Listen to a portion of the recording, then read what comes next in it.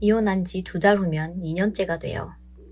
애 낳고 2달 후부터 결혼 뭔가 잘못됐다라고 느꼈고 이혼 생각 처음 했었는데 길게 끌다가 4년을 허송세월하고 결국 이혼했어요.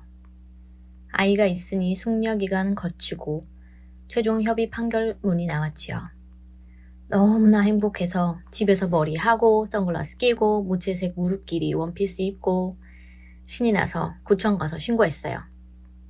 애 아빠는 몇 번 늦게 오더니 눈물을 찔끔거렸고요. 전 남편은 그 후 몇 달간 우울해하면서 공격적으로 변했다가 자기가 다시 이혼 전처럼 놀러오게 해주니 신이 나 있어요. 부부관계는 이혼 전부터 수년간 안 했어요. 지금도요. 너무 당연하지만 이것도 참 편하더군요. 이런 인간의 요구를 들어주지 않아도 된다. 아무 부담이 없다. 나는 이혼했으니까요. 그러게 시댁 편보다 내 편을 들어주지 그랬어. 왜 당신 엄마 편만 들고 나를 당신 엄마 앞에서 4개월 된 애를 안고 무릎까지 꿇게 만들었니? 참고로 저희 친정엄마는 4년 전에 돌아가셨는데 시댁 식구 그 누구도 장례식에 안 왔습니다. 추석 이틀 전에 돌아가셨고 서울에서 돌아가셔서 서울서 장례식 했더니 추석 제사 모신다고 아무도 안 왔어요. 시누이, 시동생, 시아버지, 시어머니 전부 다. 추석이 껴서 장례를 4일장을 했으니 한번 올만도 했는데 아무도 안 왔어요. 애 아빠는 착했어요. 지금도 착한 편이고요. 선한 사람인데 너무 줏대 없이 굴어서 결국은 이혼하게 됐어요. 결혼 직후부터 7년간 주말 부부였어요. 남편은 장남인데 결혼은 고아처럼 왔어요. 제가 사서 살고 있던 아파트에 주말에 몸만 달랑 왔어요. 이 얘긴 치사해지니 안 해도 되고 하여튼 지금 정말 행복해요. 시모가 참 인상이 안 좋은 여자였어요. 막 말심했지요. 친정엄마 장례식 후에 다시 출근한 첫날 장례 기간 동안 맡긴 아이 데리러 갔더니 제게 한다는 첫마디가 아이고 너는 병 걸리려면 일찍 죽는 큰 병 걸려야지. 병원서 길게 있는 병 걸리지 마라. 누가 네 병발하겠냐? 내 아들이 하겠냐? 네 아들이 하겠냐? 교통사고 나도 크게 나서 죽는 게 낫지. 질질 끌면 그거 좋을 거 없다. 전 진짜 그 말이 잊혀지질 않아요. 저희 아빠도 저 유아기에 돌아가셔서 기억도 없는데 이젠 엄마까지 돌아가시니 제가 더 우습게 보였나 봐요. 엄마 얘기, 장례식 얘기는 하나도 안 했어요. 묻지도 않더군요. 전혀. 수고했다, 애썼다, 사부인 좋은 데 가실 거다 이런 말도 없었어요. 마치 엄마가 돌아가실 걸 모르는 여자처럼 그렇게 외면을 하더군요. 그게 될까? 일반적인 상식을 가진 사람이라면 저러는 게 될까? 자기 아들과 결혼한 가족이나 마찬가지인 며느리에게 일단 기본적으로 며느리 무시부터 하고 기선 잡으려 했던 것 같아요. 우리 엄마가 갑자기 돌아가셔서 딱 28일만 용왕원에 계시고 2박 3일만 병원에서 CT 찍으셨는데 그게 다여서 병수벌도 못 해드린 한이 남았는데 저 들으라고 저런 말을 하다니. 이건 말고도 많은데 구차해서 안 적고 싶어요. 그때 몰랐어요. 순진하고 멍청하고 너무 어리석었어요. 세상 물정 모르는 그냥 뭣도 모르는 일반 직장인이에요. 저는 이혼 후 정말 행복합니다. 재산 분할 100원도 안 받았어요.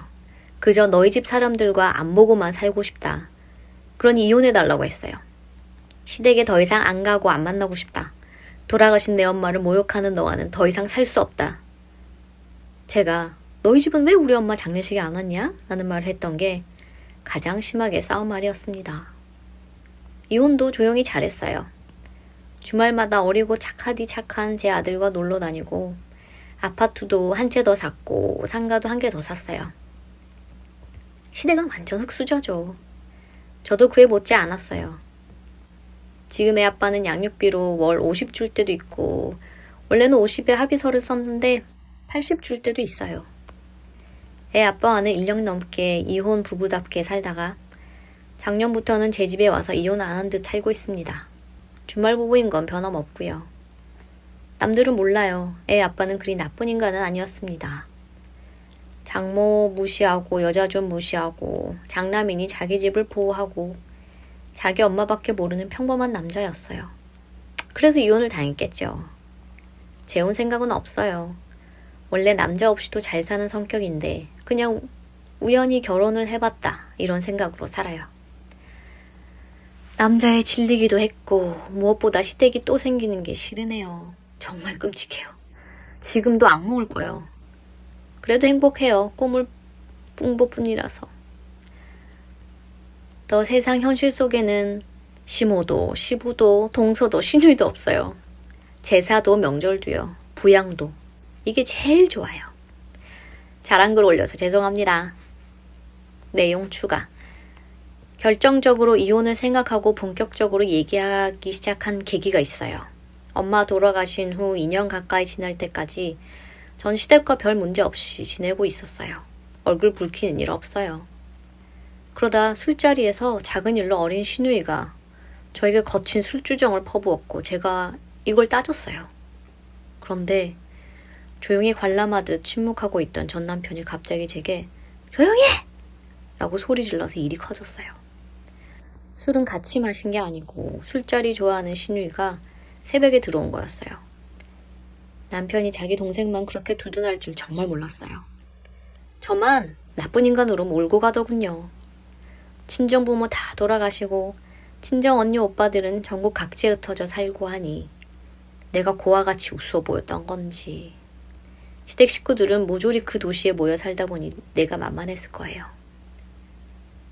그러다 4개월이 흐르고 저는 몇 달이나 남은 추석에 안 가겠다고 했어요. 엄마 제사 참석하러 서울 오빠네 가고 싶었어요. 그 전해에는 엄마 일주기 때도 시댁 차례상 차리느라 못 갔죠. 얼굴도 모르는 귀신들 제사 모시러 나 낳고 홀로 키워준 엄마를 외면하는 게 답답했어요. 남편이 얼마나 잘났길래 내가 이 집에서 이러고 엄마 첫 끼일에 이렇게 남의 음식을 만들며 웃는 척을 해야 하는지 맘 가는 대로 그냥 안 가고 싶었어요. 아무도 사부인의 기일에 대해 말하지 않고 불편한 진실인 듯 외면하는 그 집에요. 집구석이라고 하고 싶네요. 근본 없고 배운 거 없는 교양 없는 사람들. 추석에 안 가겠다는 그 말을 했더니 발끈하면서 안 된다고 하대요. 애아빠가요. 그러면서 제게 하는 말이 너는 왜 우리 엄마한테 용돈 안 보내냐? 였어요. 그동안 저보다 소득이 100여만 원 적고 결혼을 너무 기울게 해서 전 남편은 한 번도 자기 집에 돈을 보내게 한 적이 없었어요. 보내려고 해도 펄쩍 뛰며 말렸던 사람인데 속마음을 알게 되니 좀 많이 놀랐어요. 저는 화가 나서 따졌죠. 날 낳았냐? 날 키웠냐? 우리 엄마 장례식에 오기를 했냐? 나 직원들하고 회사에서 커피 시켜 먹느라 내고 있는 월회비 7만 원도 손 떨린다. 주문해 먹는 커피라 비싸서 아까워도 직장에서 모나기 싫어 내긴데 내가 10만 원을 드리겠냐. 적어도 30은 드려야 하는데 받은 것도 없고 아까워서 나 못 보낸다고 말이죠. 그러자 애아빠가 아픈 곳을 찌르대요. 넌 네 엄마에게 얼마나 잘했길래? 라고요. 그때 그 순간에 결심했어요. 이혼하자. 나를 놔달라. 돌아가신 장모님에게 한 번도 살가운 사위가 아니고 꽂아 놓은 보리자루 같이 장모님이라고 부른 적도 없으면서 돌아가신 후에 장모님을 네 엄마라고 부르는 너와는 살 수가 없다. 나 놓아달라. 라고요. 그 후 한 달 후에 법원과 접수하고 석 달 후에 이혼이 됐어요. 시모가 싫었으나 결정적인 건 애 아빠의 언행이었어요. 속마음을 알고 나니 안 그래도 싫은 사람 억지로 살 수 없겠어서 헤어졌습니다. 이 글 올리고 나니 더 명확히 알 것 같아요. 역시 저보다는 다른 분들의 의견을 고루 듣는 게 사는데 도움이 크게 되네요. 알려주신 분들 정말 감사합니다. 이혼 후에도 이렇게 지내면 사실혼 관계가 된다는 것도 모르고 살았는데 이혼할 때의 마음으로 돌아가서 애 아빠에게 면접 교섭권만 주고 저도 이 애매한 관계를 끝내야겠어요. 그리고 저더러 장례식 직후에 돈 못 보는 그런 몸이 되면 어서 죽어야 한다고 말했던 심오한 여자에게 돈까지 보내는 효부는 하고 싶지 않습니다. 저 죽으면 춤추며 웃고 좋아할 여자에게 돈을 보내기 싫었어요. 정말로. 그리고 이혼을 결심한 이유가 신모의 실언이 또 하나 더 있어요. 지금은 그 여자의 실수가 제 인생을 구한 거나 다름없어서 고맙지만요. 신모가 전화 대화 끝에 비아냥거리면서 한 말이 너나 나나 결혼 잘못했지 였어요. 자기도 제가 이러고 사는 게 평범한 여자의 행복한 삶이 아닌 걸 그 여자도 잘 알고 있었던 거라고 느꼈어요. 내가 저런 여자가 보기에도 그렇게 불행하게 사는 건 아니라는 느낌이 왔던 것 같아요.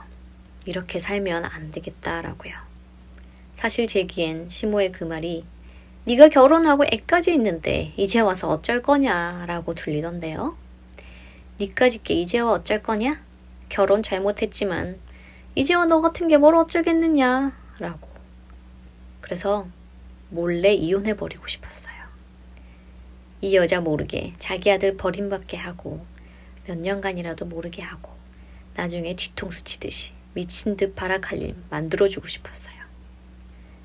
이전에 시모가 내 아들은 빈몸 몽뚱아리로 쫓겨나니 이혼은 안 된다고 했어요. 이혼 숙려기간 직후 이혼하려고 했을 때요. 이제 와 생각하니 빈몸으로 왔으니 빈몸으로 나가는 게 맞는데요. 5년을 부부로 살면서 월급 통장을 준 적도 월급이 제 통장으로 온 적도 없고 얼마를 받는지도 몰랐고 늘 80에서 120 사이로 보내줬으니 살림에 대한 기여도도 낮아요. 제가 자기 딸이 자라면 자기 아들 같은 남자랑은 결혼 안 시켰겠지요. 이런 시모의 말을 들은 2년간 가만히 생각해보니 전 남편이 자기 엄마에게 돈을 보내야 한다는 그 말을 들어주고 싶지 않았어요. 그런 여자에게 돈을 왜 보내야 하나요? 용돈으로 끝나지 않고 부양해서 장례식과 화장이나 매장하는 일까지 해야 끝이 나죠. 죽어서 묻혀야 끝이 나죠. 그 며느리의 도리라는 게 말이죠. 그걸 해줄 수 없어서요. 애 아빠도 너무나 싫었고요. 사이가 좋은 적이 몇 번 안 되고 100일 이후로는 남남으로 지냈어요. 그만하면 많이 갈등했다고 생각했어요. 그만하면 이혼 고민 4년이나 많이 해왔다고. 시모 나이 2년 전에 60세였어요. 시부는 64세였어요. 그 여자 55세에 제가 결혼한 거예요. 젊기도 젊은 시모였어요. 환갑 여행 보내드린다고 1년 전부터 이야기 나왔는데 그 전에 이혼해서 후련해요. 상관 없어지니 이렇게 행복할지 몰랐는데 정말 홀가분해요. 깃털처럼 가벼워서 기분이 날아갈 것 같아요. 시댁 하나 없다는 게 이렇게 행복한 건지 반대로 생각하면 그 시댁이란 것 때문에 얼마나 압력에 부담을 느끼고 1년 1년을 버티고 산 건지 그럴 필요가 없었어요. 헤어지면 소멸해버리는 시댁이라는 것들. 사부인 장례식에 형식적으로도 검은 옷 입고 와줬다면 슬픔 전혀 없지만 그래도 와주기라도 해줬더라면 도우미들 많지만 같이 음식 나르며 슬픈 한번 나눠줬더라면 거기서라도 처음으로 안아줬더라면 돌아가신 친정 부모님을 대신해서 잘해드리려고 노력했을지도 모릅니다. 사랑받은 적이 없는데 그들 죽는 날까지 맏며느리 도리라는 걸 돈을 꺼내며 해야 한다는 게 내 부모가 아니라 못할 것 같아서 헤어졌습니다. 저는 막내입니다. 막내라서 못하는 게 아니라 막내라서 사랑을 많이 받고 자랐습니다. 시댁에서는 투명인간처럼 취급당했습니다. 시모는 자기 동네 사람을 만나 한참을 수다를 떨고 자기 친구를 만나도 저를 소개시키지 않았습니다. 한 번도요. 친정 엄마는 꼬맹이 때부터 자랑할 것 하나 없는 저를 자랑하기 바쁘셨는데 시부도 시모도 늘 저를 야! 라고 하대하고 이름 한번 불러준 적이 없습니다. 맏며느리는 이런 대우 받아도 되는 건지 저도 맏며느리 도리하느라 첫 몇 년간은 잘하려고 했어요. 보통의 며느리들처럼요. 이젠 그마저도 안 해도 되니 여기가 극락인 것 같아요. 긴 글 읽어주셔서 감사합니다. 다들 행복하세요.